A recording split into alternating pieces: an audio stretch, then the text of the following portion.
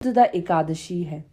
पौष मास में शुक्ल पक्ष को पड़ने वाली एकादशी, जिसे हम पुत्रदा एकादशी कहते हैं, इस दिन भगवान विष्णु की विधि विधान से पूजा की जाती है। मान्यता है कि पुत्रदा एकादशी का व्रत रखने वालों की भगवान विष्णु सभी मनोकामनाएं पूरी करते हैं। संतान प्राप्ति की कामना के लिए इस व्रत को उत्तम माना जाता है। ज्योतिषों के अनुसार संतान कामना के लिए इस दिन भगवान कृष्ण के बाल स्वरूप की पूजा की जाती है। इस दिन सुबह पति पत्नी के साथ में भगवान कृष्ण की पूजा करनी चाहिए। उन्हें पीले फल, तुलसी, पीले पुष्प और पंचामृत आदि अर्पित करना चाहिए। एकादशी के दिन भगवान श्री कृष्ण और भगवान श्री विष्णु को भोग लगाना और शुभ माना जाता है।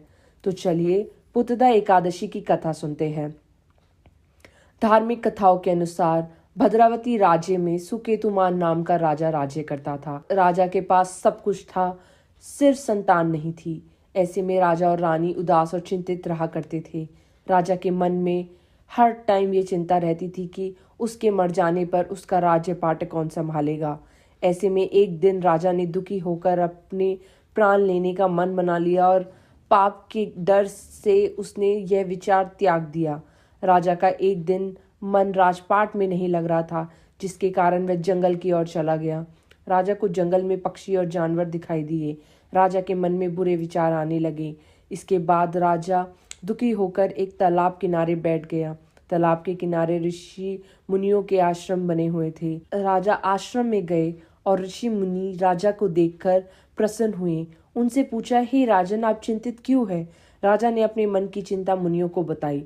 राजा की चिंता सुनकर मुनि ने कहा कि एक पुत्रदा एकादशी है। इस दिन भगवान विष्णु की पूजा करने से आपको पुत्र की प्राप्ति अवश्य होगी। मुनियों ने राजा को पुत्रदा एकादशी का व्रत व नियम बताया। उसके बाद राजा ने पुत्रदा एकादशी पढ़ने पर पुत्रदा एकादशी का विधि विधान के अनुसार व्रत किया। इसके फलस्वरूप रानी ने कुछ दिन बाद गर्भ धारण किया और 9 माह बाद राजा को पुत्र की प्राप्ति हुई। सो जो व्यक्ति पुत्रदा एकादशी व्रत करता है, उसकी सभी मनोकामनाएं पूरी होती है। जो मनुष्य इस व्रत को का महत्व सुनता है अथवा सुनाता है, उसे मोक्ष की प्राप्ति होती है। सो बोलिए पुत्रदा एकादशी माँ की जय।